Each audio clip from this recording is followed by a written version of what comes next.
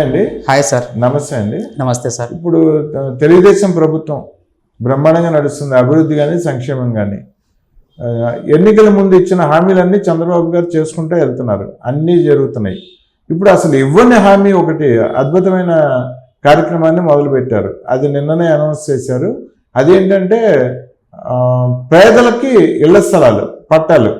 అదేంటి, గ్రామాల్లోనేమో 3 సెంట్లు అంటే 150 గజాలు, పట్టణాల్లో 2 సెంట్లు 100 గజాలు మళ్ళీ ఇస్తూ, ఆ పట్టాలు ఇస్తూ వాటిల్లో ఇల్లు కట్టుకోవడానికి 4 లక్షల రుణ సాయం కూడా చేస్తున్నారు. రుణ సాయం ఊరికినే కాదు, అప్పుగా ఇస్తున్నారు. వీళ్ళు మంత్లీ ఈఎంఐలు కట్టుకోవాలి, ఇల్లు కట్టేసుకోవచ్చు 4 లక్షలతో. సో ఇది చంద్రబాబు నాయుడు గారు చేసిన అద్భుతమైన కార్యక్రమం కూటమి ప్రభుత్వంలో. ఇప్పుడు జగన్ గారు అప్పట్లో పేదలకి సెంటు స్థలాలని ఇచ్చారు. ఆ సెంటు స్థలాలు అనేది ఇచ్చింది కూడా వాళ్ళ పార్టీ కార్యకర్తలకు ఇచ్చుకున్నారు. దాని మీద విపరీతమైన ప్రచారం కూడా చేసుకున్నారు.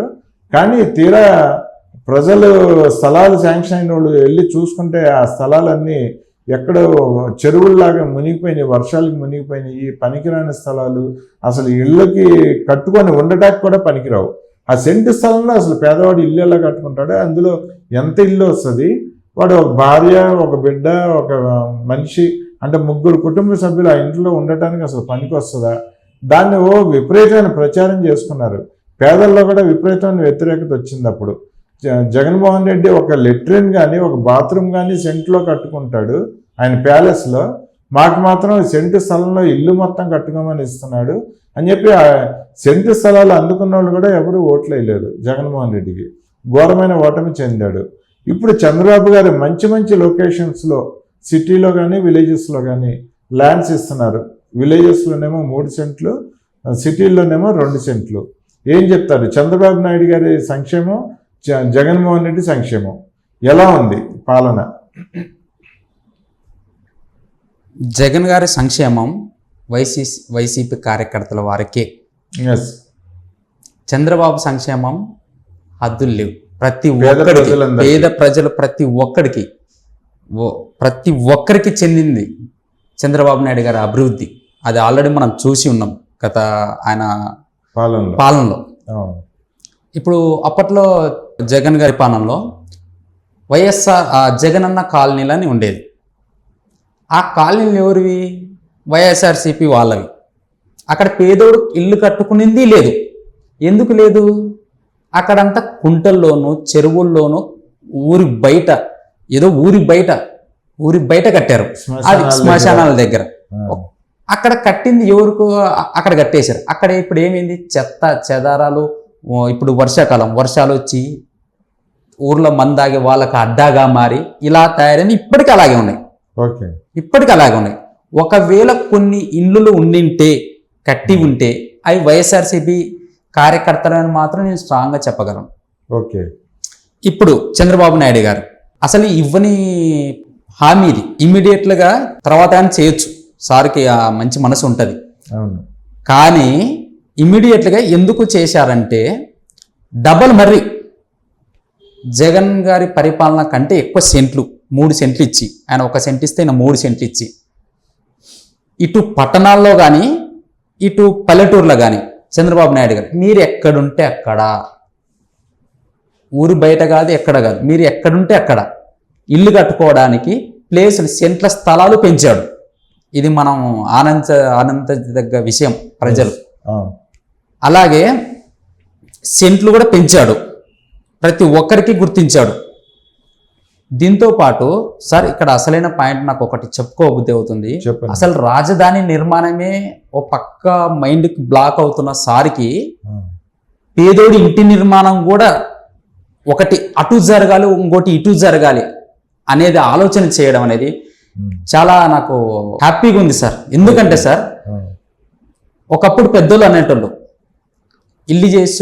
ఇల్లుని కట్టి చూడు, పెళ్లి చేసి చూడని. కానీ పెళ్లి ఇప్పుడు ఈజీ అయిపోతుంది. ఇల్లు కట్టడమే చాలా గగనం అవుతుంది స్టిల్. ఎందుకు? గత ప్రభుత్వంలో చూసిన ఒక ఎగ్జాంపుల్, జగనన్న కాలనీ ఇల్లులు అంటారు, ఇసుక రేటు మాత్రం ఆకాశాన్ని, కూరగాయల రేటు కంటే ఆకాశం. ఒకప్పుడు దాన్ని పోల్చేటోళ్ళం, ఇసుక రేట్లు మాత్రం ఆకాశాన్ని అంటుంది.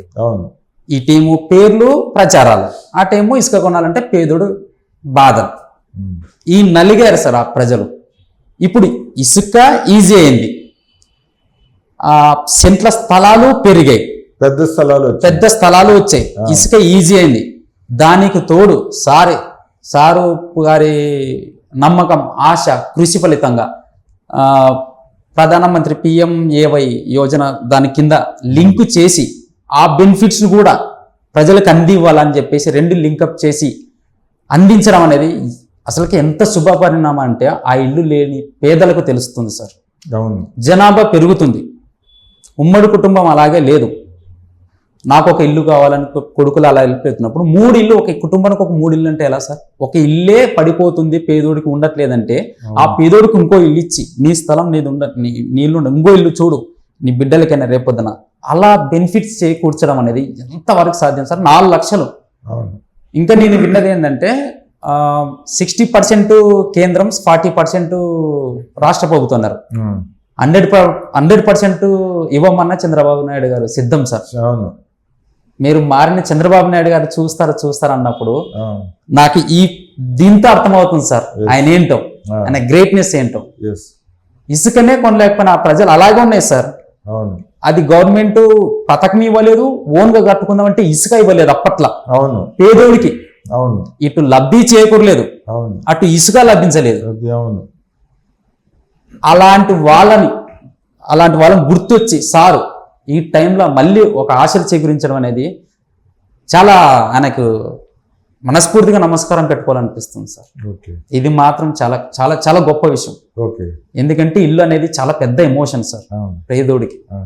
ఇది సార్ ఇక నుంచి గవర్నమెంట్ ఆలోచన ఏంటంటే ఒక 100 రోజుల్లో 1,25,000 ఇళ్ళు ఇవ్వాలని, ఈ 5 ఏళ్ల పాలనలో దాదాపు 30 లక్షల ఇళ్ళు ఇవ్వాలని పేదవాళ్ళకి. అలాగా సార్. ఆల్రెడీ తెలుగుదేశం ప్రభుత్వం హయాంలో కట్టిన టిట్కో ఇళ్ళన్నీ కూడా ఇప్పుడు మళ్ళీ అన్ని మరమ్మతులు చేసి అన్ని పాడుపడిపోయి ఉన్నాయి. అవన్నీ మరమ్మతులు చేసి అవన్నీ కూడా అందించాలని చంద్రబాబు నాయుడు గారు డిసైడ్ చేశారు. ఏం చెప్తారు? ఏడాదిలో ఎంత అన్నారు సార్ మీరు? 1,20,000. 100 రోజుల్లో 1,25,000 సంవత్సరానికి 8.5 lakhs ఇల్లు, 5 years కి 40 లక్షల ఇల్లు. పేదోడిని ఇమ్మీడియట్ గా ఒక టార్గెట్ కూడా ఫిక్స్ చేసేసారు సార్. ఇసుక ముందే ప్రొసీడ్ చేశాడు ఫ్రీ అని. దానికి బెనిఫిట్స్ కూడా 1 by 1 వచ్చేస్తాయి సార్. సో పర్టికులర్ ప్లాన్ పెట్టాడు. మీరన్నట్టు టీడ్కో ఇల్లు కూడా ఆ ప్రభుత్వంలో అవి మరమ్మతులు చేపిస్తూనే ఓ పక్క ఈ ప్రాసెస్ కొత్తగా లేని వాళ్ళకి అందని వాళ్ళకి ఇస్తూనే మళ్ళీ వైఎస్ఆర్సీపీ ప్రభుత్వంలో బకాయిలు పడ్డ అమౌంట్ను కూడా కడుతూ అందిస్తూ ఈ 3 ప్రాసెస్ చేయడం ఎంత గ్రేట్ సార్. అంటే అప్పుడు ఇల్లు కట్టిన కాంట్రాక్టర్లకి బకాయిలు పెట్టేశాడు జగన్మోహన్ రెడ్డి. అవన్నీ కూడా ఇప్పుడు క్లియర్ చేయమని చెప్పాడు చంద్రబాబు. చేయమని చెప్పాడు సార్, ఆపమని చెప్పలేదు. అందులో ఒక్క పేదోడికైనా నష్టపోకూడదు. ఒకళ్ళు ఉండింటే లేకపోయింటే అసలు నిజమే పక్కన పెడితే ఫస్ట్ బకాయిలు పడ్డారు. సో వాటిని కూడా గుర్తిస్తారు. సో ప్రాసెస్ 3 ప్రాసెస్లు అనేది ఎంత గ్రేట్ సార్. ఏదైనా ఒక పేరు మీద వెళ్తారు, ఒక లబ్ధి వస్తుంది అని చెప్పేసి జగన్ లాగా ఒక పేరు వస్తుంది, జగన్ అని ఇల్లు అని చెప్పేసి అక్కడ కాలనీ ఒక రాళ్ళే ఉన్నాయి సార్, ఇల్లు లేవు, అవి కుంటలుగా మారినాయి. ఎంత ఆనందించే విషయం సార్. జగన్మోహన్ రెడ్డి ఇచ్చిన సెంటు స్థలంలో ఇల్లు కట్టుకుంటే అది ఎందుకు పనికిరాని స్థలాలు అవి. చిన్న 50 గజాలు అంటే చిన్నది, ఒక్క గది కూడా పట్టదు అందులో. సో మరి ఇప్పుడు 100 సెంట్లు అంటే 100 గజాలు 150 గజాలు, గ్రామాల్లోనేమో 150 గజాలు, పట్టణాల్లో 100 గజాలు. పేదలంతా కూడా చాలా సంతోషంగా ఉన్నారు కదా. అవును సార్, చాలా ఆనందంగా ఉన్నారు. మంచి ఇల్లు కట్టుకోవచ్చు. 100 గజాలు అంటే సిటీలో మామూలు విషయం కాదు. 100 గజాలు కొనుక్కోవాలంటే 20 లక్షలు అవుతుంది సిటీల్లో. సార్ సిటీలో ప్లేస్ వాళ్ళకి అంటే వాళ్ళు సంపాదించుకున్న పేదోడు కొంచెం మధ్యతరగతి వాడు, దిగువ తరగతి నుంచి మధ్య తరగతి సార్, ఆడు కొంచెం కళలు కంటా ఉంటారు పాప. సిటీలో పక్కన ఉన్న పట్టణంలో కొనుక్కుందా అనుకుంటే కూడా లక్షలుగా తయారైంది. ఆ లక్షల్ని కూడా నువ్వు జీవితాంతం కష్టపడి అక్కడ పెట్టడం కంటే సెంట్లు ఇవ్వడం అనేది ఎంత గ్రేట్ సార్. ఎవరైనా ఇస్తున్నారు సార్. ఇప్పుడు హైదరాబాద్ లో ఒక ఇల్లు కొనలేం, అంతేందుకు ఊరు పక్కన ఊర్లో ఒక హైవే పక్కన కొనలేం. ఆంధ్రాలో కూడా ఎక్కడ ఎక్కడ కొనలేము సార్. Yes. భూమి రేట్లు చాలా పెరిగిపోయినాయి. అవును. ఈయన సార్ వచ్చిన తర్వాత ఆటోమేటిక్గా అన్నీ అవుతుంటాయి సార్. ఆ, కానీ సెంట్లు పెంచి ఇవ్వడం అనేది ఎంత గ్రేట్నెస్ సార్. yes, అవును. దానికి మళ్ళీ ఇల్లు కట్టుకోవడానికి దానికి మళ్ళీ ఇవ్వడం, ఇసుక ద్వారా ఫ్రీ, మళ్ళీ కట్టుకోవడానికి రుణం, అవును. ఇలా ఎంత బెనిఫిట్స్ సార్. అసలుకి పేదవాడికి ఎంత బెనిఫిట్ సార్. ఎస్, మనకు తెలుస్తుంది సార్. ఇది ఖచ్చితంగా ప్రజలు గుర్తిస్తారు, ఓకే, చాలా ఆనందపడతారు. మనం ఇలాంటి మాటలు ప్రొసీజర్ మనం విన్నామా సార్ గత 5 ఏళ్లలో? ఎప్పుడు లేదు, వినలేదు. లేదు. ఊక వాళ్ళు ప్రచారాలకు తప్పితే, ఆ ప్రచారాలు వాళ్ళ కార్యకర్తలకు తప్పితే అవును, మనకు కనిపించింది ఎక్కడ కనిపించలేదు. లేదు. ఓకే అండి, చూద్దామండి. చంద్రబాబు గారి పాలన అయితే అద్భుతంగా నడుస్తుంది. అటు అభివృద్ధి, ఇటు సంక్షేమం, రెండు పక్కన 2 చక్రాలు, బండికి 2 చక్రాలు లాగా రాజధాని నిర్మాణం, సంక్షేమ నిర్మాణం, రాజధాని, పోలవరం, పరిశ్రమలు పరుగులు పెడుతున్నాయి సార్. అన్ని రాష్ట్రాన్ని పరుగులు పెట్టిస్తున్నారు. చాలా అద్భుతంగా ఉందండి రాష్ట్రం పురోగతిలో. చూద్దామండి, మరో వీడియోలో మళ్ళీ మాట్లాడుకుందాం. ఖచ్చితంగా sir. Thank you sir. Okay.